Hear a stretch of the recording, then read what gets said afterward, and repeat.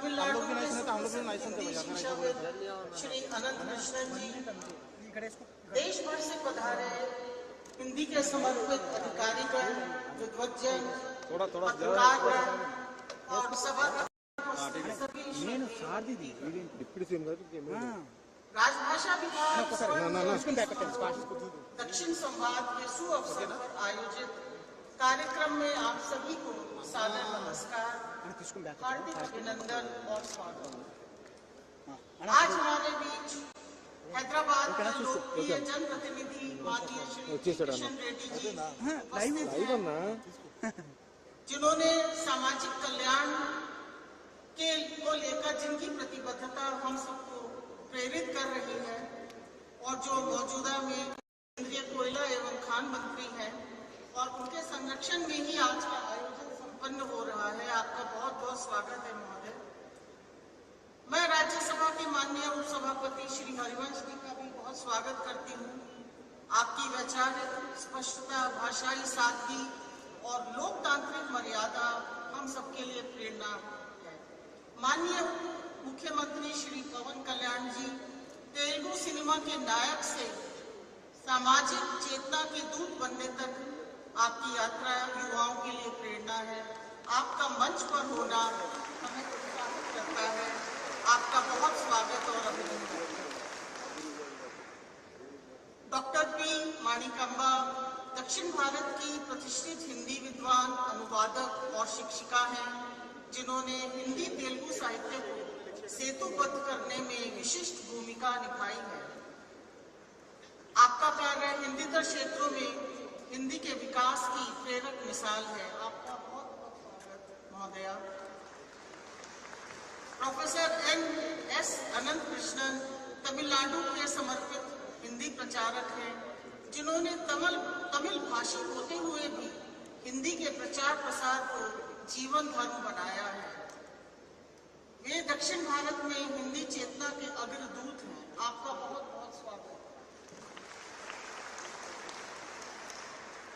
आज का यह उत्सव दक्षिण भारत में राजभाषा विभाग स्वर्ण जयंती समारोह दक्षिण संवाद इसलिए आयोजित किया जा रहा है क्योंकि हिंदी को पूरे देश ने राजभाषा के रूप में अपनाया है। अतः राजभाषा विभाग का स्वर्ण जयंती समारोह भी केवल एक दिन का केंद्र में उत्सव न रहकर पूरे देश में मनाया जाना चाहिए और इसी विचार के साथ हम इस गरिमामय आयोजन में हैदराबाद की ऐतिहासिक और सांस्कृतिक भूमि पर एकत्र हुए हैं। हैदराबाद, जहां तेलुगु, हिंदी, उर्दू, संस्कृत और अंग्रेजी के स्वर एक साथ गूंजते हैं। यह केवल एक शहर नहीं, भारत की बहुभाषिक आत्मा का प्रतिबिंब है।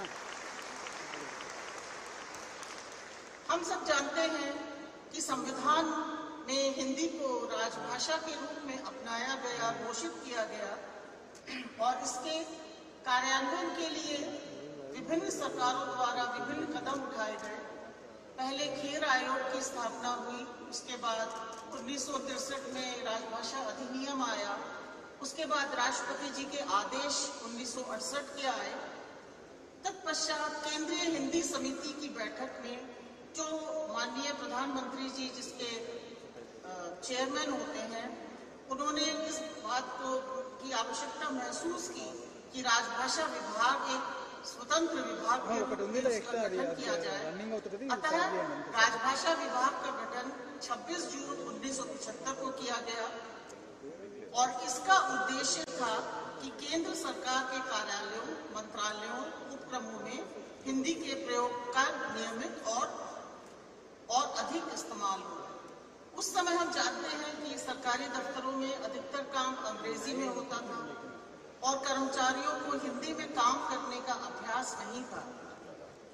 राजभाषा विभाग ने समय समय पर नियम बनाए, नीति बनाई, योजनाबद्ध तरीके से प्रशिक्षण आरंभ किया, तकनीकी संसाधन उपलब्ध कराए, कार्यशालाएं आयोजित की। इन प्रयासों से हिंदी का प्रयोग कार्यालयों में सशक्त रूप से बढ़ा। इस दिशा में संसदीय राजभाषा समिति की भूमिका भी अत्यंत सराहनीय रही है। जिनके निरीक्षणों ने सरकारी तंत्र को प्रेरित किया। यह हर्ष का विषय है कि राजभाषा विभाग आरंभ से ही तकनीक को साथ लेकर चलता है। मंत्रा, लीला, ई शब्दकोश और अब कंठस्थ इस यात्रा के महत्वपूर्ण पड़ाव रहे हैं और हम सब जानते हैं कि 2